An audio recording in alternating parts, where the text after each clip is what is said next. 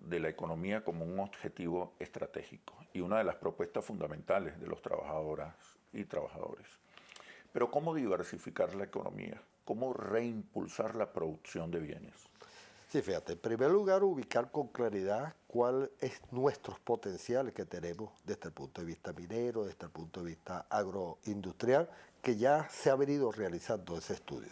Después, aprovechando ese potencial que tenemos, hacia dónde lo debemos desarrollar. Nosotros tenemos una gran industria, un ejemplo del hierro, del aluminio, que hasta los momentos ha servido para exportar materia prima. Sin embargo, nunca hemos podido desarrollar una industria diversificada desde el punto de vista de ese potencial.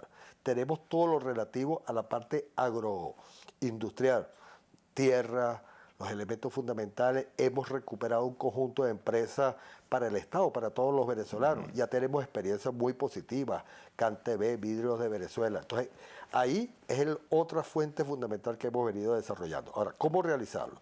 Tenemos en estos instantes un Ministerio de Ciencia y Tecnología. Hemos avanzado en la creación de otras universidades, un proceso educativo donde hemos incorporado a millones de venezolanos. Tenemos instituciones como la Universidad Bolivariana de los Trabajadores, tenemos el INSE con un nuevo mecanismo, con una nueva estructura, como lo hemos señalado, ya para avanzar, ya no para crear mano de obra barata en un momento determinado, pero calificada. Tenemos leyes importantes como la Ley Orgánica del Trabajo. Se aprobaron elementos fundamentales como la Ley Juvenil para la Producción. Entonces, todo eso conforma un potencial importante para el desarrollo. Un ejemplo, y siempre lo ponemos. Nosotros producimos petróleo, pero tenemos un gran déficit desde el punto de vista de lo que son el trabajo precisamente en esas áreas que derivan del petróleo, lo que tiene que ver con el plástico, lo que tiene que ver con el gas, lo que tiene que ver con con la petroquímica en particular. Hoy estamos haciendo un esfuerzo bien importante en el desarrollo de ese tipo de materias. Nosotros estamos convencidos de eso. Y sobre todo, Oscar, que lo asumió los trabajadores. Lograron entender el papel que tiene para desarrollarlo independientemente de ¿Cuál es el circunstancias papel de los que generen. trabajadores? Bueno, ahorita fue el tema de debate. ¿Qué hacemos aquí? ¿Qué hacemos en la revolución? ¿Cómo contribuir? ¿Cómo aplicar lo que es la Ley Orgánica de Trabajo a los trabajadores? ¿Qué es el proceso social del trabajo? Y ahí entendemos con claridad que el gran papel es ser el impulsor de la profundización de la revolución, de la creación de una nueva sociedad, de avanzar un nuevo modelo productivo.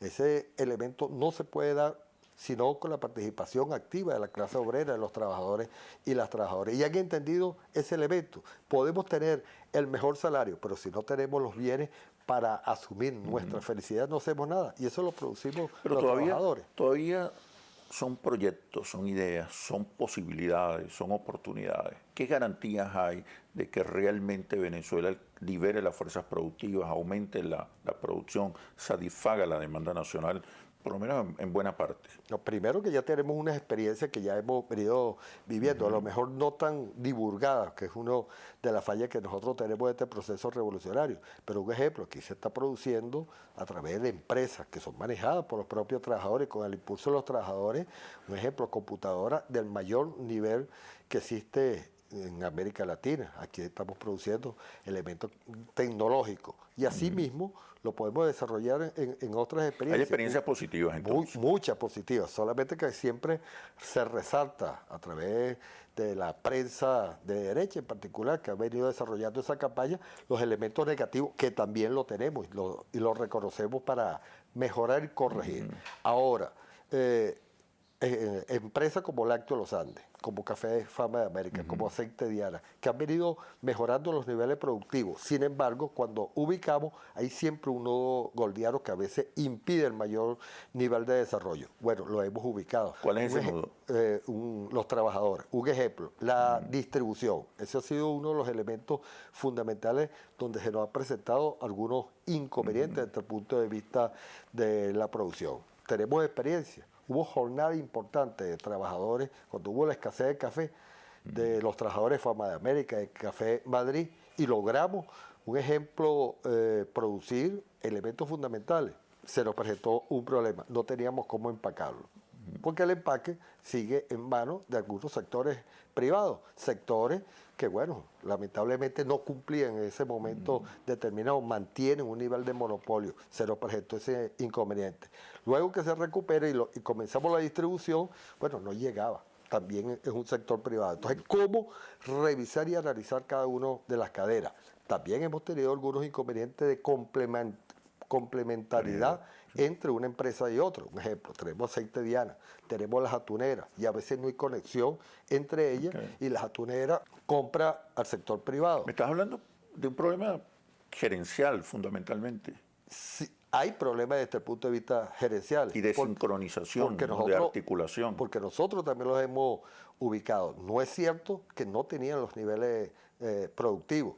Hay otros inconvenientes. Esta serie de empresas abastece fundamentalmente el sector público, Bicentenario, Mercal, Pedeval. A veces el pago, el retorno de los recursos no es tan rápido. Hemos tenido también esos inconvenientes. Te estoy hablando en el área desde el punto de vista alimenticio, que es una de las áreas que hemos querido avanzar con mayor énfasis, con mayor preocupación. Exacto. Hemos tenido experiencias bien negativas. Todo lo que ocurrió, un ejemplo, en Guayana, con Sidor, con la recuperación de unas empresas básicas, ¿no? Donde, bueno, habían sectores mafiosos desde el punto de vista de los trabajadores, pero también desde el punto de vista gerencial.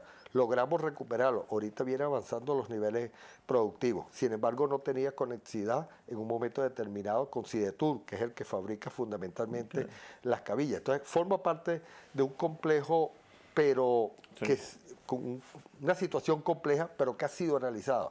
Ya no solamente desde los técnicos, que los tenemos, sino también desde los trabajadores, opinando, planteando, y de ahí la idea fundamental de presentar al presidente un conjunto de propuestas que ha sido asumida, y bueno, y de ahí es que surge la decisión clara y firme de crear el Consejo Presidencial de la Clase El Obrera rol de la para el empresa desarrollo. privada. No, fíjate, la empresa privada tiene un papel fundamental, importante. Pero, ¿qué empresa privada estamos hablando? La productiva, no la parasitaria, no la que única y exclusivamente dependa de los dólares que le dé el Estado para importar algunos productos. De eso se puede alcanzar. Esa empresa que no es parasitaria, esa empresa productiva, comprometida, existe. Existe, pero en muy poca dimensión. Nos acostumbramos a vivir única y exclusivamente la renta petrolera, de los niveles de importación. Aquí no se desarrolló como se desarrollaron en otros países, Argentina, Brasil, Uruguay, que hay experiencias bien importantes de una burguesía, de un sector empresarial, pero nacionalista, que defiende precisamente lo que se El gobierno socialista está empeñado en desarrollar una burguesía nacional productiva. No tanto de desarrollarla, pero si existe, si nace, se estimula. Okay. Ahí está nuestra Constitución. Ahí se desarrollan las diferentes formas de propiedad que existe en nuestra nación y que no entra en contradicción, como pueden plantear algunos radicales, en el modelo de construcción de la sociedad que estamos planteando. Ahora, eso sí, cumpliendo las leyes, porque uno a veces los escucha, que para ellos poder invertir y desarrollar, bueno, no pueden cumplir la ley orgánica de trabajo, no pueden cumplir la ley de costos y precios. Son elementos fundamentales